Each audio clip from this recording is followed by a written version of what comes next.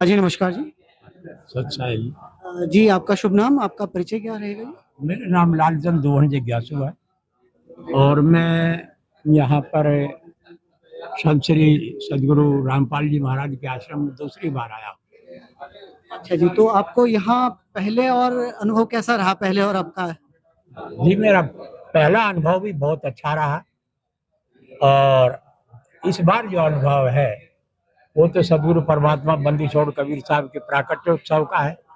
तो इस बार का तो खैर हम कहें क्या, इसके लिए हमारे पास शब्द नहीं।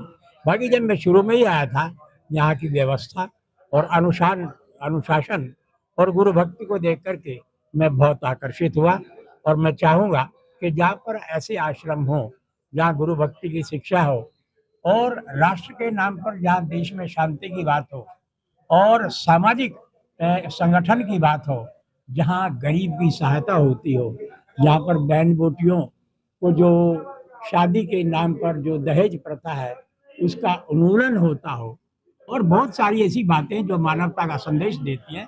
तो मैं पहली बार में ही ये बात समझ गया था और वही बात प्रेरणा देती हुई मुझे इस बार हमारे मित्र हैं ये हरिकृष्ण जो एसीपी साहब हैं, तो इनका एक उपकार है कि इन्होंने मुझे दूसरी बार दिया। मैं हृदय से इनका भी आभार व्यक्त करता हूँ और मैं यहाँ इनका क्या, साथ में जो भी भक्त हैं और यहाँ के जो व्यवस्थापक है संत श्री रामपाल जी महाराज, मैं उनका भी कृतज्ञ हूँ।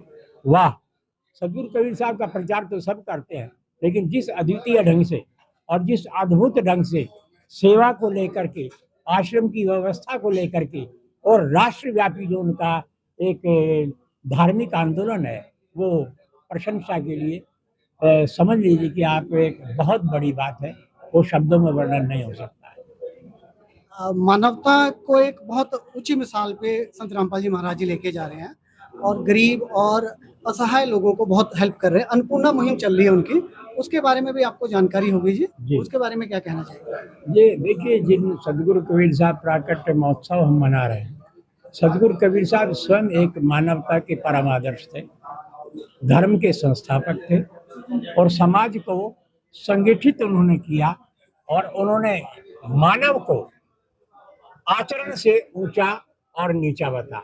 जिसका आचरण अच्छा है वो ऊंचा है, आचरण से खराब है वो नीचा है, लेकिन उन्होंने संपूर्ण मानव जाति को एक मानव जाति बताया।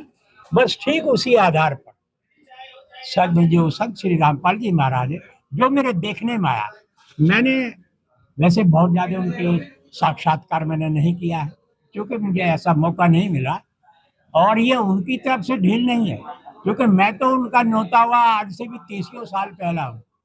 मेरे पास लगभग 3-4 उनके भगत गए थे, घर पर गए थे और उनका बहुत बड़ा साहित्य भी मेरे पास है, तो देकर आए थे। जैसे आप इंटरव्यू ले रहे हैं, उन्होंने तब भी लिया था। तो मैं उनका प्रशंसक पहले से ही हूँ और आज भी हूँ।